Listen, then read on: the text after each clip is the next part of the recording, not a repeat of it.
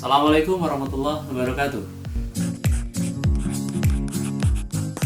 Perkenalkan, nama saya Mulyana. Biasanya saya dipanggil Pak Amol, dan saya mengajar fisika di salah satu SMA negeri di Kota Bogor.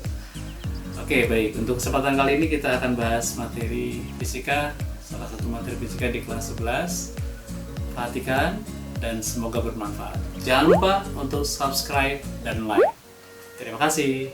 Oke, baik, kita mulai pembelajarannya. Kita akan bahas materi bab 1 di kelas 11 tentang dinamika rotasi dan kesetimbangan benda tegak. Nah, saya bahas tentang dinamika rotasi terlebih dahulu. Materi penting dinamika rotasi pertama yang dipelajari adalah tentang momen gaya. Oke, lambangnya begini. Ini adalah lambang momen gaya. Dibacanya torsi atau bahasa Inggrisnya torch gitu ya. Nah, kejadian momen gaya itu gini. Jadi misalkan kita punya batang, dikasih gaya ke atas sebesar F, kemudian di sebelahnya ada poros titik O. Jarak poros ke F misalkan kita anggap D. Ya. Nah, jadi ketika batang ini dikasih gaya sebesar F ke atas, maka benda yang ini akan berputar gitu. Nah, makanya disebut momen gaya. Gaya yang diberikan pada benda sehingga benda itu berputar. Nah, itu momen gaya. Ya, jadi gaya yang diberikan pada benda sehingga benda itu berputar itu disebut momen gaya. Nah, perumusan momen gaya dirumuskan sebesar F dikali D. Nah, ini rumus momen gaya. Ya, satuan momen gaya itu Newton meter. Ya, torsi itu torsi ya, bukan kursi, bukan torsi. Itu F kali D, satuannya Newton kali meter. Nah, F di sini itu sebagai gaya. Satuannya Newton. Dan nilainya itu F itu bisa positif atau negatif. Tergantung apa? Tergantung arah putarannya. SJJ searah jarum jam itu positif. Kalau negatif, BJJ berlawanan jarum jam. Nah, untuk kejadian yang ini, ketika porosnya di sini, lihat F-nya ke atas puterin menuju poros ke sini. Tuh. Kira-kira searah jarum jam atau berlawanan? Oke, betul, berlawanan jarum jam. Jadi saya ulang ya. F-nya ke sini, mutar menuju poros. Nah, berarti dia berlawanan arah jarum jam. Sehingga untuk kejadian ini F-nya negatif. Kenapa? Karena diputar menuju poros berlawanan jarum jam. Sehingga rumus untuk yang ini F-nya min F gitu. Ya, nah kemudian D-nya. Apa itu D? D disebut sebagai jarak F ke poros, jarak gayanya ke poros ya, satuannya meter, dan syaratnya F dengan D itu harus tegak lurus gitu. Jadi untuk kejadian ini seperti ini, F-nya negatif, kemudian ini D-nya nih, ini sudah tegak lurus nih, kan syaratnya jarak F ke poros itu harus tegak lurus, ini sudah tegak lurus, sehingga langsung kita buat torsinya adalah min F kali D. Nah, ini untuk kejadian yang seperti ini. Nah, berikutnya, kalau misalkan momen gayanya tidak tegak lurus, misalkan seperti gambar ini, gayanya yang tidak tegak lurus maksud saya, misalnya ini F membentuk sudut theta, di sini porosnya, di sini adalah D, jarak dari sini sampai sini. Tadi kan disampaikan F dengan D itu harus tegak lurus. Maka F ini kita uraikan terlebih dahulu. Ke arah sini menjadi F sin theta. Nih, dasar trigonometrinya diingatkan lagi, ya. Gampangnya gini saja. Kalau dia membentuk sudutnya terhadap sumbu X ini tetanya, maka ke arah atas atau bawah itu biasanya F sin theta. Yang ke arah sini adalah F cos theta karena ngapit sudut. Jadi poinnya arah sumbu Y sin, arah sumbu X adalah cos. Nah, bagaimana untuk torsi yang ini? Torsi yang titik O ini terhadap gambar seperti ini adalah yang kita pakai gayanya itu adalah F sin theta. Kenapa F sin theta? Karena dia tegak lurus terhadap D. Sedangkan F cos theta itu menuju poros ke sini. Sehingga ini tidak kita pakai. Jadi gaya yang menuju poros itu tidak kita gunakan. Kenapa? Karena D-nya 0 gitu, ya. Jadi sekali lagi kita pakai F sin theta, muter menuju poros ke sini. Set, gitu. Secara jarum jam berlawanan? Ya, betul, secara jarum jam. Kalau secara jarum jam berarti dia positif. Sehingga torsi di O-nya kita rumuskan untuk kejadian ini adalah F sin theta gayanya positif karena secara jarum jam. Jaraknya ke sini adalah D. Nah, gitu. Ya, jadi diperhatikan gayanya. Gayanya itu harus tegak lurus terhadap D. Nah, lalu bagaimana kalau gayanya banyak? Misalkan begini, saya kasih contoh.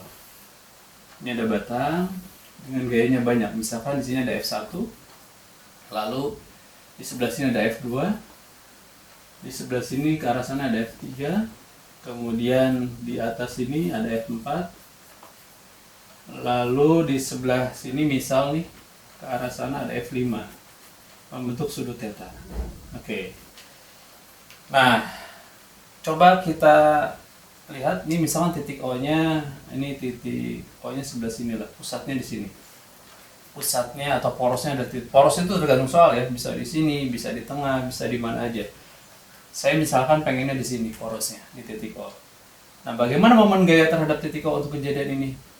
Kita pakai angka dulu. Jarak ke sini misalnya 1 meter. Ini sisanya 1 meter, anggap tengah-tengah ini.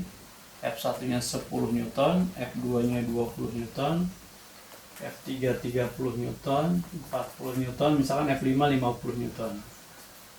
Ya. Nah, dengan angka-angka seperti ini kita akan tahu nilai momen gaya terhadap titik O-nya. Caranya bagaimana? Kita perhatikan dulu gaya-gayanya ya. Ada F1 sampai F5. F1 di sini ada di poros. Kemudian F2 di tengah, F3, F4 dan F5 gambarnya seperti ini. Nah, kira-kira ada gaya yang tidak digunakan di sini. Gaya yang mana kira-kira? Oke. Gaya yang tidak digunakan berarti ya F1 dan F3. Kenapa F1 dan F3? Karena F1 ada di poros. Tadi saya sampaikan, gaya yang ada di poros itu tidak kita gunakan. Kenapa? D-nya 0. Ini kita tidak gunakan. Kemudian F3, kalau kita tarik ini dari poros. Nah, ini kita gunakan juga sama. Yang digunakan adalah F2, F4, dan F5. F2 sudah tegak lurus. F4 sudah. F5-nya belum. F5-nya diurai. Yang ke arah sini tadi saya sampaikan kalau sumbunya itu F5 sin theta. Yang ke arah sini adalah F5 cos theta. Nanti tetanya ada nilainya, misalkan 30 derajat atau berapa derajat. Anggaplah ini 30 derajat ya. Anggaplah 30 derajat. Jadi F sin 30 nanti gitu. Nah, F5 cos pun sama, tidak kita gunakan. Kenapa? Dari poros juga. Jadi yang digunakan F2 ya. Kemudian F4 dan F5 sin theta gitu. Kenapa? Karena sudah tegak lurus. Oke, paham ya? Baik, kita lanjut lagi. Jadi torsi terhadap titik O, dirumuskan. Kita lihat F2. F2 ke bawah, muter ke sini, ke poros. Nih, searah jarum jam berlawanan. Oke, searah, berarti positif F2. D-nya jaraknya 1 meter terhadap poros. Oke. Lalu F4. F4 muter ke sini nih, set. Berlawanan jarum jam. Berarti minus F4. Jaraknya dari poros ke F4 1 meter tambah 1 meter, ini ke sini nih. Jadi 2 meter begitu. Paham ya? F5 terakhir, F5 ke atas muter ke sini menuju poros. Berlawanan jarum jam juga, berarti min F5 sin 30 tadi sin tetanya dikali jaraknya 1 meter. Oke. Paham? Kira-kira? Ya, jadi saya ulang ya, F2 ke bawah, muter ke sini menuju poros, positif. Secara jarum jam, jaraknya ke sini adalah 1. F4 muter ke sini, ke atas, muter menuju poros, ke sini muternya. Perlawanan jarum jam, berarti minus. Jaraknya ke sini 2, gitu. Kemudian F5 sin theta muter ke sini, berlawanan jarum jam juga. Ya, berlawanan minus F5 sin theta. Sin 30 tetanya. Kemudian jaraknya ke sini adalah 1. Nah, begitu. Ya, itu adalah momen G. Kita masukkan angkanya boleh. F2-nya adalah 20 dikali 1. F4-nya 40 dikali 2, F5-nya adalah 50, sin 30-nya setengah kali 1. Dapatnya 20 kali 1, 20, ini 80, ini 25. Ya. 20 dikurang 80 min 60 dikurang 25 min 85 Newton meter. Artinya tanda minus ini menunjukkan gerakan benda ini ketika dikasih gaya seperti ini akan minus, akan berlawanan arah jarum jam. Jadi bergerak itu begini muternya batangnya gitu. Nah, jadi kurang lebih seperti itu. Ya, itu adalah penjelasan tentang momen gaya. Oke, mudah-mudahan paham ya. Silakan nanti coba di review-review lagi video-video sebelumnya, nanti bisa dipahami kenapa momen gaya itu rumusannya seperti ini. Momen inersia. Nah, ini bagian keduanya nih. Momen inersia, lambangnya I. Nah, gitu. Apa momen inersia? Jadi momen inersia itu bahasa lainnya massa kelembaman, atau gampangnya gini. Massa atau benda yang bermassa kemudian berputar itu ada momen inersianya. Ya, misalkan spidol ini, dia punya massa kemudian dia berputar. Nah, dia punya momen inersia. Gitu. Apapun bendanya, kita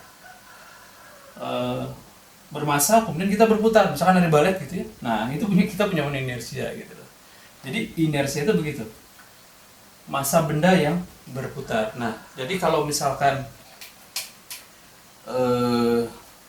dirumuskan momen inersia itu dirumuskan sebesar kmr kuadrat. Nah, ini rumus momen inersia.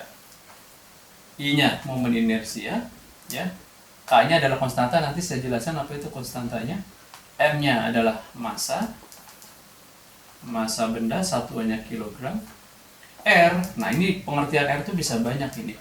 Bisa jari-jari bendanya, bisa jarak benda ke poros, ya, atau juga bisa panjang batang. Jadi bisa umum lah, atau kita nyebutnya sama kayak tadi, jarak ke poros, satuannya meter, ya. Boleh kita anggap umum jarak ke poros saja R ya. Jadi nanti satuannya berarti ini kilogram, ini meter, dikuadratin berarti kilogram meter persegi. Itu satuan dari momen inersia. Lalu K-nya apa? Ya, K-nya itu adalah konstanta, tergantung jenis benda. Jadi gini, kalau K-nya 1 itu untuk benda yang berupa cincin, ya, tahu cincin ya, atau berupa silinder berongga. Silinder itu tabung, silinder berongga berarti tabungnya tabung berongga, seperti paralon ya, itu ya, paralon tuh yang PVC itu ada silinder berongga di situ. Kemudian partikel itu tidak disebutkan jenis bendanya apa, tapi dia benda yang mengitari sesuatu, itu namanya partikel. Jadi misalkan ini bola, ini titik porosnya, dia berputar begini, nah itu kita anggap sebagai partikel. K-nya 1. Jadi ini rumusnya di sini, kalau K-nya 1 berarti mr kuadrat saja gitu. Ya, kemudian yang kedua, K-nya itu bernilai 1/2 atau setengah untuk silinder pejal. Nah, pejal itu maksudnya berisi padat. Ya, contohnya misalkan kalau kaleng kosong kamu kasih adukan tuh semen gitu ya. Nah, itu kan jadi padat sampai dalam-dalamnya, itu disebut silinder pejal. Kemudian K yang berikutnya ada 2/3, itu untuk bola berongga. Ya, bola berongga itu nilai K-nya 2/3. Contoh bola berongga banyak. Bola basket, bola sepak ya, bola plastik tuh. Yang di dalamnya itu ada udaranya. Kemudian K yang nilainya 2/5 itu untuk bola pejal. Bola pejal itu bola yang isi sampai dalam. Contoh bola bowling. Nah, kemudian apa ya? Bola golf ya, atau bola bekel tuh. Nah, yang sering dimainin mungkin ya. Jadi K-nya itu tergantung jenis bendanya. Beda-beda. Ya. Nah, ini rumusan dari inersia. Kmr kuadrat. Ada yang ngapalinnya? 1 kmr kuadrat kamar berdua gitu. Ya, 1 kamar berdua. Ini ada kakak lah ya, 1 kamar berdua gitu. Nah, itu untuk rumusan inersinya, dan ini bermacam K-nya. Kemudian kalau yang berupa batang, batang yang diputar di ujung ya dengan panjang L, inersianya dirumuskan sebesar 1/3 ml kuadrat. Ini khusus batang yang diputar di ujung. Jadi ini sebagai sumbu putaran, spidol ini misalkan dia berputarnya begini, gitu. Diputarnya terhadap poros ujung. Tapi kalau misalkan batang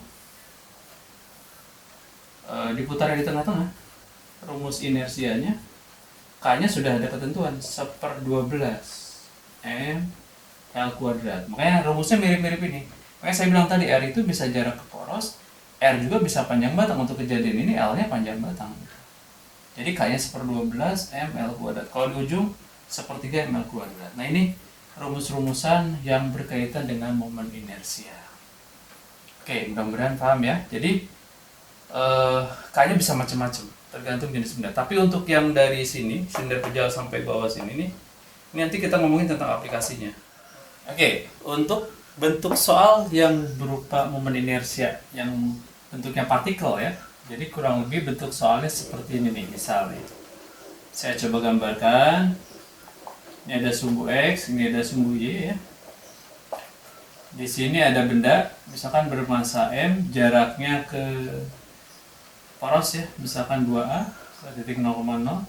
Kemudian sebelah sini ada benda bermassa 2M, tapi jaraknya kita anggap A. Sebelah sini ada benda lagi, misalkan 3M, berapa partikel nih, jaraknya A juga. Dan terakhir sebelah sini ada partikel bermassa 4M, jaraknya ke poros 2A. Jadi kita punya 4 partikel M, 2M, 3M, dan 4M ya, yang berada dalam sumbu X dan sumbu Y. Nah, pertanyaan untuk soal ini biasanya ditanyakan itu adalah tentukan momen inersia ketika sumbu putarannya itu adalah sumbu Y. Ya, sumbu Y. Coba kita perhatikan. Mana sumbu Y? Oke, ini ya. Nah, ini sumbu Y, kemudian yang berputar berarti yang M dan yang 3M memutari sumbu Y. Jadi mutarnya begini nih. Nah, lalu 2M dan 4M muter nggak? Enggak. Ya, jadi si massa yang 2M dan 4M ini nggak ikut muter. Kenapa? Karena ada di poros, ada di sumbu Y. Yang berputar adalah M sama 3M, berputar seperti ini. Nah, gitu. Ya, jadi kalau misalkan kita coba rumuskan inersia terhadap sumbu Y adalah, kita balik ke rumus inersia yang tadi. Apa rumus momen inersia? K mr kuadrat. K-nya berapa kalau untuk partikel seperti ini? 1. Kenapa disebut partikel? Karena ini benda-benda bermassa itu berputar mengelilingi sesuatu. Jadi meskipun ini mirip bola pejal ya, berisi misalkan, tapi kalau dia mengitari sesuatu, kita anggap partikel. Jadi K-nya 1. Kalau K-nya 1, berarti rumusnya mr kuadrat saja. Betul, mr kuadrat saja. Ya, akan tetapi M-nya kan ada 2, ada M sama 3M. Nah, berarti kita buat M1, R1 kuadrat buat yang ini. Kemudian buat yang ini kita anggap sebagai M2, tambahkan di sini M2 R2 kuadrat. Jadi sifat momen inersia itu cukup ditambahkan saja, tidak usah pakai arah, tidak usah pakai macam-macam. Kalau misalkan ada banyak, tambahkan terus gitulah. Gitu. Tapi kalau terhadap sumbu Y ini hanya M dan 3M ini saja yang kita gunakan. Oke, kita masukkan angkanya. M1 di sini adalah M. Kemudian R1-nya jarak dari M ke sumbu Y, yaitu ini 2A. 2A dikuadratin. M2 yang 3M ini ya, yang berputar itu yang kita pakai. 2M sama 4 itu nggak berputar, nggak kita pakai. Jadi 3M yang kita pakai sebagai M2 ya, 3M. R2-nya ini adalah A dikuadratin. Begitu. Ya, saya ulang jadi M, ke sini jaraknya 2A dikuadratin. Kemudian ini 3M, jaraknya ke sini adalah A dikuadratkan.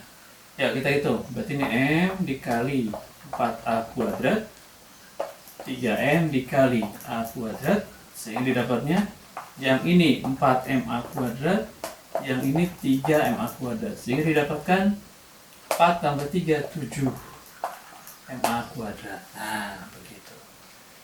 Itu kalau terhadap sumbu Y. Ya. Kalau terhadap sumbu X bagaimana? Berarti yang berputar 2M sama 4M, mutarnya begini.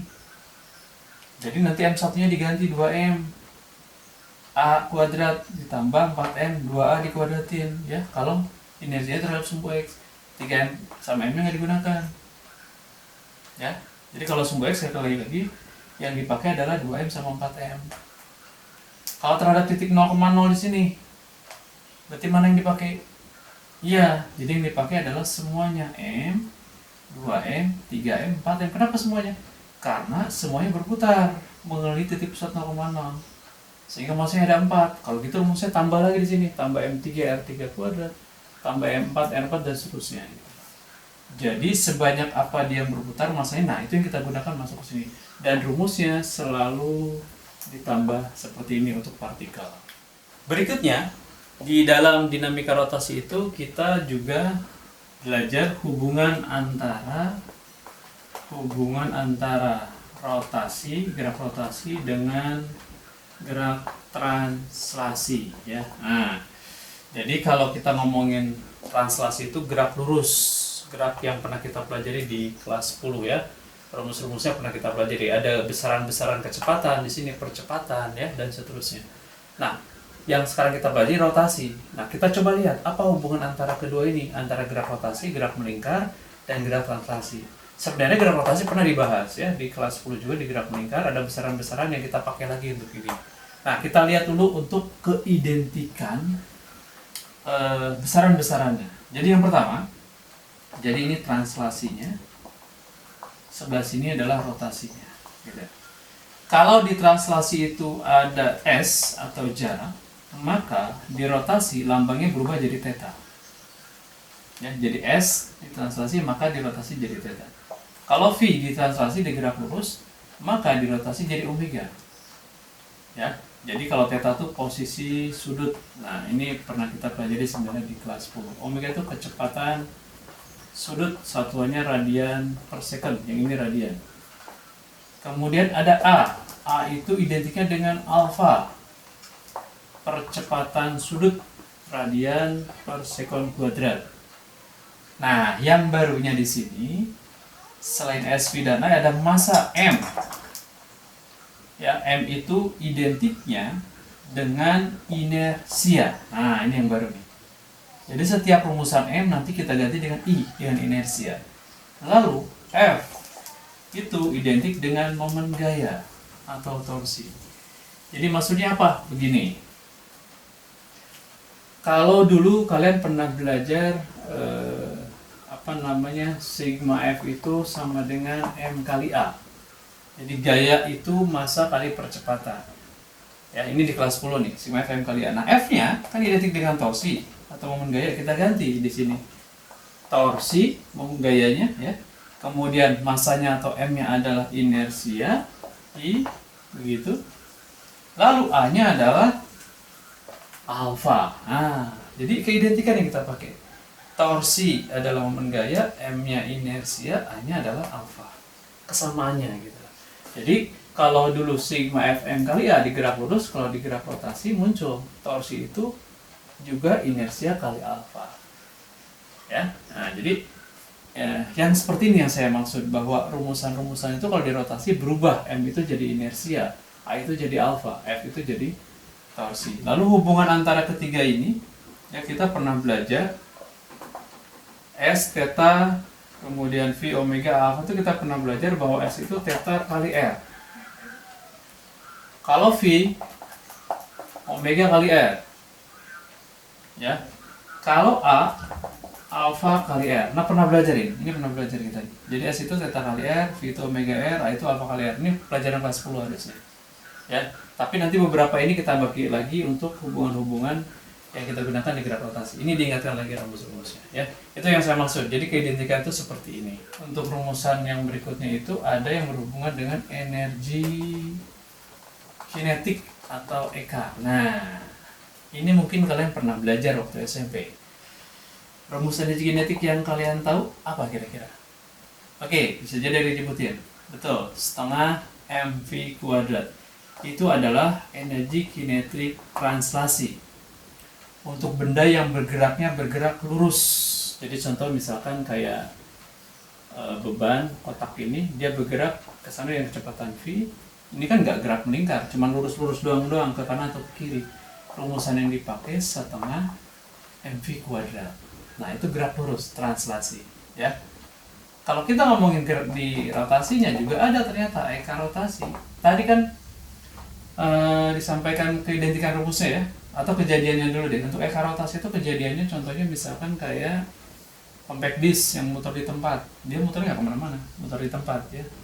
Kemudian jarum jam muter terus di tempat. Nah, itu dia punya hanya eka rotasi doang. Rumusannya berdasarkan keidentikan tadi, M identik dengan apa tadi? Iya, inersia, betul. V dengan apa? Omega. Nah, makanya berubah rumusnya. Jadi rumusnya setengah I omega kuadrat. Begitu. Jadi M-nya adalah inersia, V-nya adalah omega. Apa inersia? Tadi, 1 kamar per 2, kmr kuadrat. K-nya tergantung jenis benda. Omega-nya kecepatan suhu. Gitu. Nah, ini hubungannya juga. Kita bisa hubungan translasi dengan rotasi khusus energi kinetik. Lalu, bagaimana kalau kejadiannya ada bendanya menggelinding? Apa itu menggelinding? Maksudnya begini. Jadi misalkan saya punya roda gitu ya, roda yang berputar. Roda itu kan selain berputar, dia berpindah tempat ke sana. Jadi selain berputar begini, dia berpindah tempat ke depan. Artinya apa? Selain gerak rotasi berputar, dia juga bergerak translasi, gerak lurus. Jadi dua dia, double. Translasi iya, rotasi iya. Berputar ada, bergerak ke depan juga ada. Nah, itu disebut menggelinding. Bagaimana energi kinetiknya? Nah, energi kinetiknya gini. Ya. Jadi energi kinetiknya itu kita punya yang namanya energi kinetik total. Ya, apa eka total? Ya, eka translasi yang terjadi di sini tambahkan eka rotasinya. Eka translasi tambah eka rotasi gitu. Nah, itu rumusan dasarnya. Jadi translasinya ditambah rotasi. Kenapa? Karena 2 kali terjadi, translasi ya bergeser dan rotasi juga iya. Nah, nanti kita coba rumuskan dan dapat rumus lebih mudahnya. Kita lihat. Eka translasi ini rumusnya setengah mv kuadrat. Rotasi setengah I omega kuadrat. Kita coba turunkan. Setengah mv kuadrat. Inersia itu kmr kuadrat. Tadi 1 kamar per 2 dikali omega kuadrat. Rumuskan lagi. Tetap setengah mv kuadrat setengah km. Rumus omega kali R itu rumus V. Ya. Yang tadi dibahas sedikit, saya bahas sebelumnya itu ada V itu rumusnya omega kali R. Sehingga kalau kuadrat jadi V kuadrat di sini. Nah, ini jadi V kuadrat. Sehingga kalau diturunkan setengah km muncul V kuadrat gitu. Paham ya? Nah, ada kesamaan, ada setengah V kuadrat di sini ada setengah V kuadrat, kita bisa keluarkan. Setengah V kuadratnya kita keluarkan. Dalam kurungnya, yang ini 1, yang ini ada sisa K, berarti 1 plus K. Nah, ini rumus energi kinetik total untuk benda yang menggelinding, translasinya, rotasinya iya. Mirip dengan rumus ini, setengah V kuadrat. Pembedanya apa? 1 plus K. Apa itu K? Tadi, kalau bola pejal 2/5, silinder pejal 1/2, bola berongga 2/3 gitu. Ini yang saya maksud dengan aplikasi yang kita pakai untuk benda-benda itu di sekitar sini gitu. Ya. Jadi ada hubungan energi kinetik di dalam dinamika rotasi. Ya, sekali lagi diulang, ada eka translasi, ada eka rotasi setengah I omega kuadrat dan eka total setengah V kuadrat 1 plus K. Oke. Berikutnya, selain energi kinetik yang sudah kita bahas barusan, dari turunan rumus yang itu kita bisa mencari nilai kecepatan benda di bidang miring ya. Kecepatan dan percepatan sekalian benda di bidang miring. Jadi kalau kita gambarkan kejadiannya gini, misalkan di sini ada bidang miring ya membentuk sudut theta. Lalu di sini anggaplah ada bola pejal, ya, misalkan bowling gitu ya, bergerak dari atas sini menuju ke bawah, ya, jatuh dari ketinggian H misalkan. Di sini kecepatan awalnya 0, nah tiba-tiba dia bergerak turun ke sini ya, kemudian sampai bawah. Nah, ketika di bawah ini pertanyaannya, berapakah nilai kecepatan dia di bawah gitu? Nah, dari turunan-turunan rumus, ya, dengan melihat posisi 1 di sini dan posisi 2 di sini, kita akan mendapatkan nilai kecepatan. Kalian masih ingat nggak nilai kecepatan yang berhubungan dengan ketinggian di kelas 10? Oke, kalau kita bicara kelas 10 itu bicara translasi, dulu pernah muncul rumus kecepatan itu akar 2GH. Ini yang gerak translasi, gerak lurus doang, yang kotak turun ke bawah gitu. Oh ini bukan kotak, ini bola. Dia translasi, berputar, gerak lurus, dan berotasi juga berputar ke bawah. Jadi menggelinding lagi. Nah kalau dia menggelinding dari turunan rumus yang ada, rumusnya nggak cukup akar 2GH, tapi pakai rumusan 2GH per K plus 1. Nah, muncul lagi K plus 1 tuh. Selalu muncul K plus 1 ya, ketika dihubungkan antara translasi dengan rotasi. Jadi kalau menggelinding yang berputar dan dia bergerak lurus juga, muncul rumus ini kecepatan di bawah itu. Akar 2GH per K plus 1. Dari mana turunan rumus lah intinya? Dengan menyambandingkan antara energi mekanik di 1 dan energi mekanik di 2. Dihubung-hubungkan EP dan EK dan seterusnya, dapatnya seperti ini ya. Nah itu yang pertama. Yang kedua, jadi V-nya adalah kecepatan ya, V-nya kecepatan, satuannya meter per second. Terus yang kedua, percepatannya atau akselerasinya, A-nya. Bagaimana? Lewat turunan rumus juga sama. Ketika ditranslasi, dulu percepatan yang gerak lurus doang, dirumuskannya cukup G sin theta. G-nya 10, sin-nya sudutnya.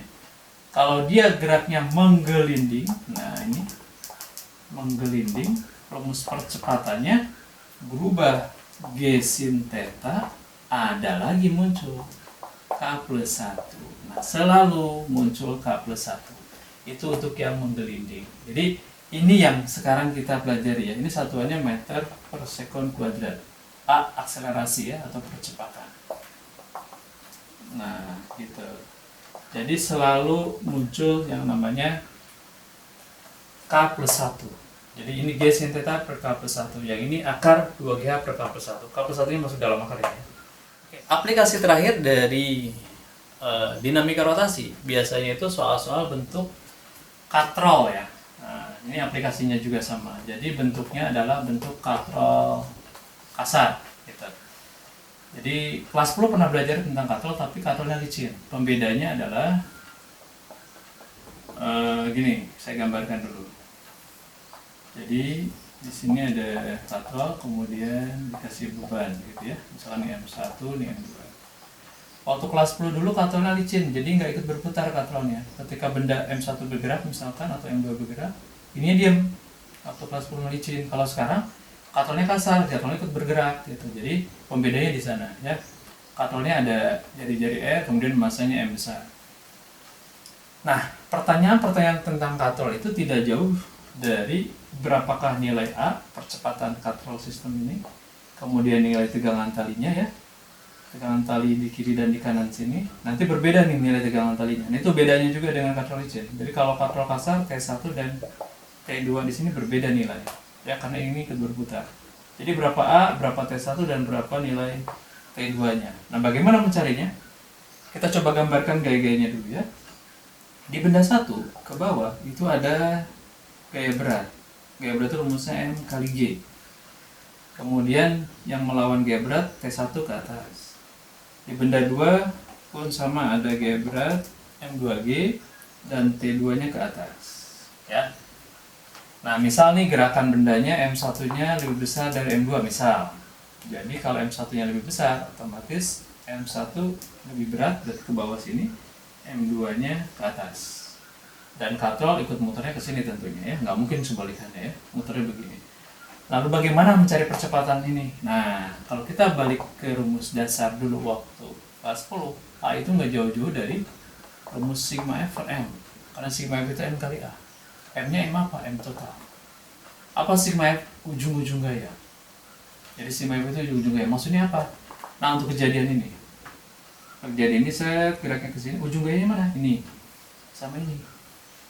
Ya, T1 T2 bukan di ujung. Ini ada di ujung.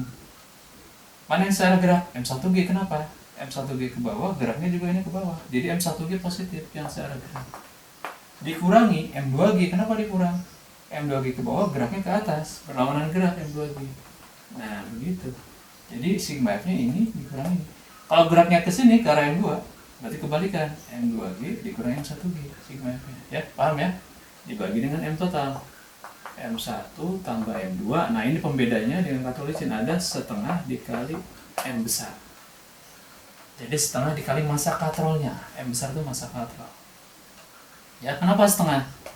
Jadi katrol itu dianggap K-nya silinder pejal. K silinder pejal kan setengah. Jadi rumusnya muncul setengah M. Ini mendapatkan nilai A. Ada turunannya tuh dapat ini. Cuman ini rumus lebih langsungnya lah. Jadi kalian gak usah ribet-ribet. Ya. Nah, nanti bagaimana kalau mencari nilai T1 dan T2-nya? Kalau mencari T1 atau T2, tinjau masing-masing benda. Ya, terserah mau benda 1 atau benda 2. Misalkan saya mau ninjaunya benda M1. Benda M1 dilihat, berarti munculkan sigma F-nya. Apa sigma F-nya? M1 kali A. Ya, di benda 1. Sigma F di benda 1 adalah M1 kali A. Sigma F-nya apa di benda 1? Ada T1, ada M1G. Sigma F-nya di sini ada 2 nih. Mana yang positif? M1G. Kenapa? Karena secara gerak. Berarti sigma F-nya M1G positif dikurangi yang berlawanan gerak T1 ke atas sama dengan M1A. Nanti A-nya masukin dari sini, dapat kamu dari T1. Oke, paham ya? Kemudian kalau nyari T2, lihat benda 2. Lihat benda M2, munculkan sigma F lagi. M2 kali A. Gitu. Ya, pokoknya kalau sigma F itu tergantung jenis benda ya. Kalau misalkan benda 2 ya M2 yang kita pakai. Sigma F-nya apa di benda 2? Lihat ada T2, ada M2G. Yang positif yang mana? Iya, betul, T2. Kenapa? Karena secara gerak. T2 ke atas, gerak ke atas. Berarti T2 positif. Berlawanannya apa? M2G. Tuh, jadi gerak ke atas, M2G ke bawah. Dikurangi M2G. Sama dengan M2A. Sehingga dapat dari sini nanti T2-nya sama dengan pindah ke sana. M2A tambah M2G. Ini. Kalau kejadian geraknya seperti ini. Ya, kalau geraknya berubah ke sana, ya berbeda lagi rumusnya, nggak ada dasarnya kayak ini. Poinnya gini kalau sigma F itu, secara gerak positif berlawanan dengan gerak negatif. Sigma F ini benda 1, M1G, T1. M1G secara gerak positif. Dikurang T1. Di benda 2, ya, sigma F-nya T2 dikurang M2G. T2 secara gerak, M2G berlawanan gerak. Nah, begitu. Nah itu kaitan dengan aplikasinya. Ini salah satu katrol kasar ya. Kalau bentuk katrol yang berbeda ya berbeda lagi penyelesaiannya. Tapi ini dasar rumusnya.